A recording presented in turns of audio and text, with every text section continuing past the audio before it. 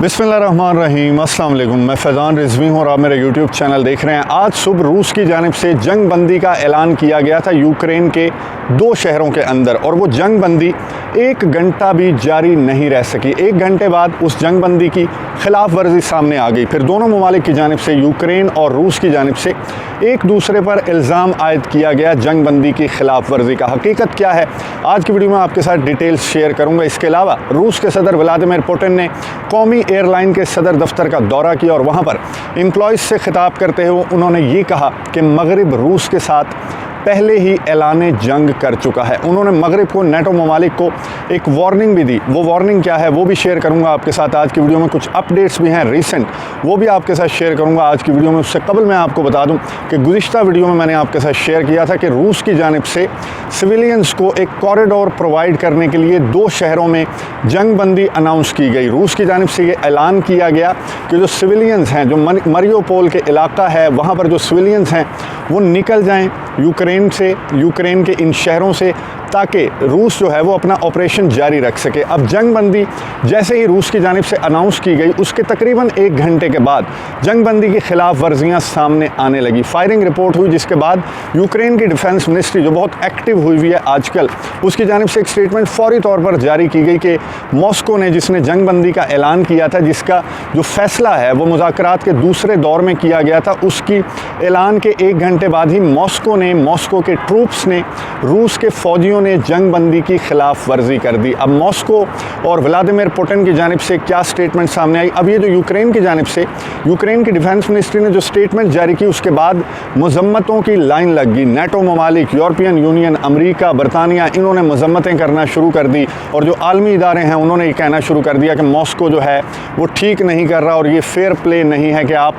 जंग बंदी अनाउंस करते हैं और उसकी खिलाफ वर्जी कर देते हैं। फिर मॉस्को का वर्जन जब सामने आया तो स्टोरी कुछ और थी। मॉस्को ने ये कहा कि सिविलियंस को शील्ड बनाने के लिए यूक्रेन ऐसे इक़दामात कर रहा है। यूक्रेन की जानिब से अपने सिविलियंस को, जो कि शील्ड का एक ढाल का किरदार अदा कर रहे हैं, जब से 24 फरवरी से ये तनाज़ा इसने शिद्दत इख्तियार की, तब से यूक्रेन और यूक्रेन के सदर व्लादिमीर ज़ेलेंस्की अपने शहरियों को टैंकों के आगे लेटने, मिन्नतें तरले करने की हिदायत जारी कर रहे हैं। इसीलिए जब मॉस्को की जानिब से सिविलियंस को कॉरिडोर प्रोवाइड किया गया तो यूक्रेन के सदर व्लादिमीर ज़ेलेंस्की को नज़र आ गया था कि अब हमारी खैर नहीं होगी, इसलिए उन्होंने सिविलियंस को रोक लिया। वहाँ पर जो लोकल अथॉरिटीज़ थी यूक्रेन की, उन्होंने सिविलियंस को हाथ पांव जोड़कर ये कहा कि आप अगर चले गए तो फिर हमारी खैर नहीं है। 2 घंटों का गेम है यूक्रेन को कंट्रोल करना, कैप्चर करना, इसलिए आप लोग ना जाएं। व्लादिमीर पुतिन ने भी जो कौमी एयरलाइन के सदर दफ्तर में उन्होंने एम्प्लॉयज़ से खिताब किया, वहाँ पर भी उन्होंने ये बात की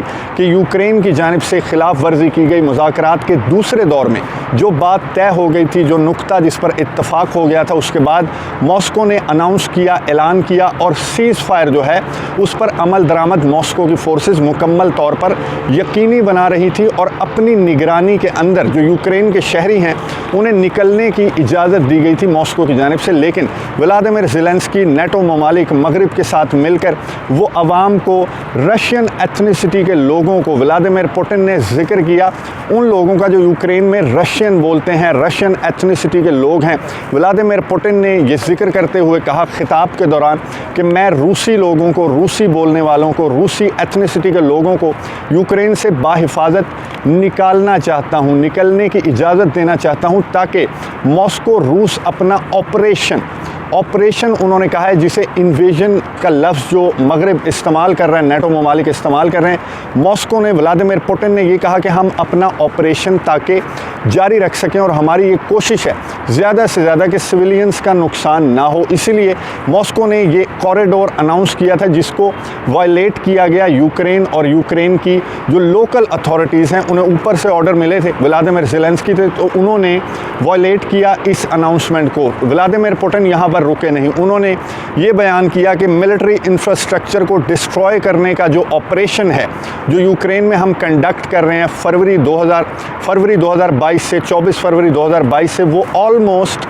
मुकम्मल हो चुका है। व्लादिमीर पुतिन ने ये कहा कि साल 2014 से 2022 तक तकरीबन 13 से 14 हज़ार जो डॉनबास में रहने वाले रशियन एथनिसिटी के लोग हैं उनकी कत्लो गारत की गई। फिर हमने रिटन तौर पर नेटो को, मगरिब को, यूक्रेन को समझाने की कोशिश की और वो नहीं समझे। अब ये जो हमारा ऑपरेशन है वो आने वाले चंद दिनों में मुकम्मल हो जाएगा। तकरीबन जो मिलिट्री इंफ्रास्ट्रक्चर को डिस्ट्रॉय करने का काम है वो हमारी फोर्सेस मुकम्मल कर चुके हैं। व्लादिमीर पुतिन ने ये कहा कि मगरिब रूस के ख़िलाफ़ ऐलान जंग कर चुका है। मगरिब ने रूस पर जो पाबंदियां आयद की वो रूस अपने ख़िलाफ़ ऐलान जंग समझता है, वो रूस के ख़िलाफ़ ऐलान जंग के मुतरादिफ हैं। और व्लादिमीर पुतिन ने एक वार्निंग भी दी अमेरिका को, नेटो ममालिक को वार्निंग देते हुए व्लादिमीर पुतिन ने ये कहा कि नो फ्लाई जोन, जिसकी मिन्नतें व्लादिमीर ज़ेलेंस्की की जानिब से की जा रही हैं, नेटो ममालिक, मगरिब, बरतानिया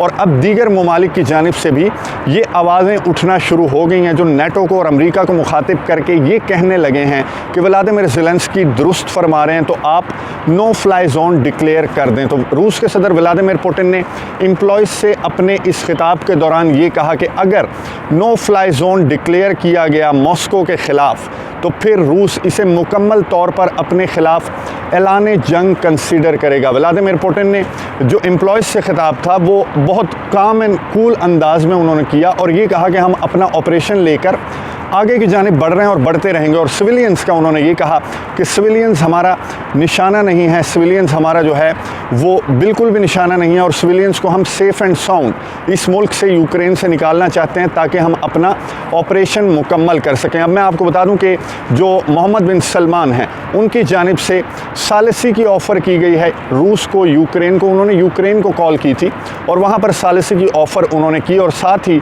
यूक्रेन की जो ऑफिशियल्स हैं उन्हें ये भी कहा कि जो भी वीज़ा है, जो विज़िटिंग वीज़ा है उसको एक्सटेंड कर रहा है सऊदी अरब।